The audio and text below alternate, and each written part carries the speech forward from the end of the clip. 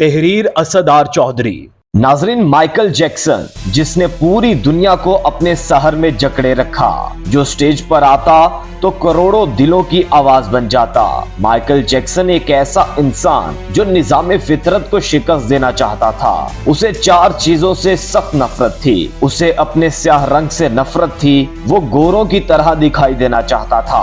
उसे गुमनामी से नफरत थी, वो दुनिया का मशहूर तरीन शख्स बनना चाहता था। उसे अपने माजी से नफरत थी, वो अपने माजी को अपने आप से खुरच कर अलग कर देना चाहता था। उसे आम लोगों की तरह 70-80 बरस में मर जाने से भी नफरत थी। वो 150 साल तक जिंदा रहना चाहता था।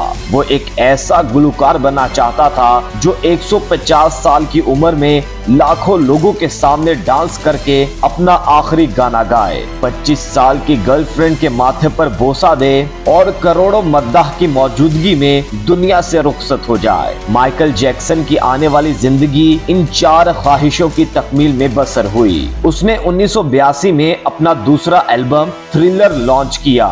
ये दुनिया में सबसे ज्यादा बिकने वाला एल्बम था। एक माह में उसकी 6.5 करोड़ कॉपियां फरोख्त हुई थीं और ये Guinness book of world record का हिस्सा बन गया था। माइकल जैक्सन अब दुनिया का मशहूर तरीन गुलकार था। उसने गुमनामी को शिकस्त दे दी थी। माइकल ने इसके बाद अपनी स्याह जिल्द को शिकस्त देने का फैसला किया और प्लास्टिक सर्जरी शुरू करा दी। अमेरिका और यूरोप के 55 चोटी के प्लास्टिक सर्जरीज की खिदमत हासिल की। यहाँ तक के 1987 तक माइकल जैक्सन की सारी शक्लो सूरत, जिल्द, नकूश और हरकातो सकना तब्दील हो गयी। स्याह फार्म माइकल जैक्सन की जगह गोरा चिट्टा और नस्वानी नकूश का मालिक एक खूबसूरत माइकल जैक्सन दुनिया के सामने आ गया। यूं उसने अपनी स्याह रंगत को भी शिकस्त दे दी।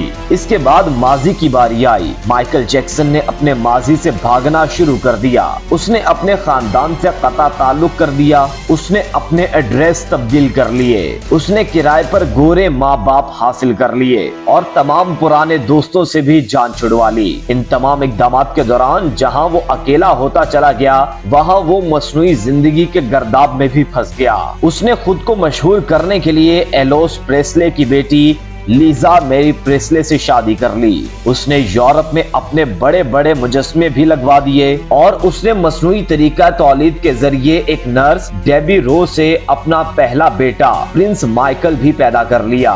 डीबी रो के बतन से उसकी बेटी पेरिस माइकल भी पैदा हुई। उसकी ये कोशिश भी कामयाब हो गई। उसने बड़ी हद तक अपने माजी से भी जान छुड़वा ली। लिहाजा अब उसकी आखिरी ख्वाहिश की बारी थी। वो 150 साल तक जिंदा रहना चाहता था। माइकल जैक्सन तवील उम्र पाने के लिए दिलचस्प हरकतें करता था।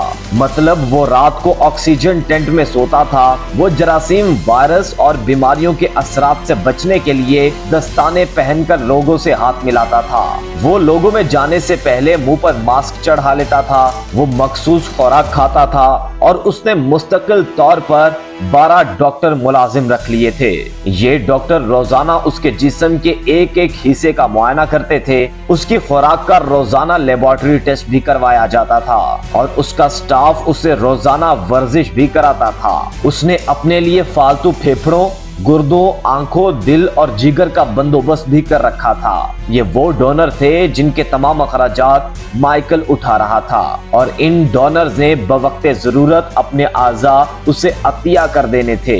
चुनाचे उसे यकीन था कि वो 150 साल तक जरूर जिंदा रहेगा। लेकिन फिर 25 जून की रात आई। उसे सांस लेने में दुश्वारी पैदा आई। उसके डॉक्टर्स ने मुल्क भर के सीनियर डॉक्टर्स को उसकी रिहाइशगाह पर जमा कर लिया। ये डॉक्टर्स उसे मौत से बचाने के लिए कोशिश करते रहे, लेकिन नाकाम हुए तो अस्पताल ले गए। वो शख्स जिसने 150 साल की मंसूबाबंदी कर रखी थी, जो नंगे पांव जमीन पर नहीं चलता था, जो किसी से हाथ मिलाने से पहले दस्ताने चढ़ा लेता था, जिसके घर में रोजाना जरासीम कश अद्वियात छिड़की जाती थी और जिसने 25 बरस तक कोई ऐसी चीज नहीं खाई थी जिससे डॉक्टर्स ने उसे मना किया हो। वो शख्स सिर्फ 50 साल की उम्र में और सिर्फ 30 मिनट में इंतकाल कर गया। उसकी रूह चुटकी के दौरानिये में जिस्म से परवास कर गई। माइकल जैक्सन के इंतकाल की खबर गूगल पर 10 मिनट में 8 लाख लोगों ने पढ़ी। ये गूगल की तारीख का रिकॉर्ड था और इस हैवी ट्रैफिक की वजह से गूगल का सिस्टम बैठ गया और कंपनी को 25 मिनट तक अपने सारिफिन से माजरत करना पड़ी। माइकल जैक्सन का पोस्टमार्टम हुआ तो पता चला कि बहुत ज्यादा एहतियात की वजह से उसका जिस्म ढांचा बन चुका था।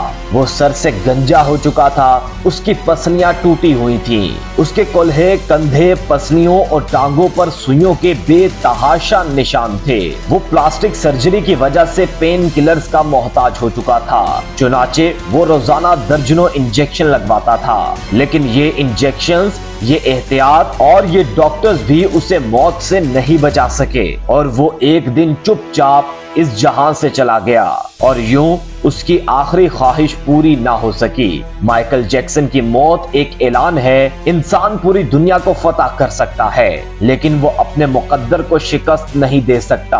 वो मौत और इस मौत को लिखने वाले का मुकाबला नहीं कर सकता।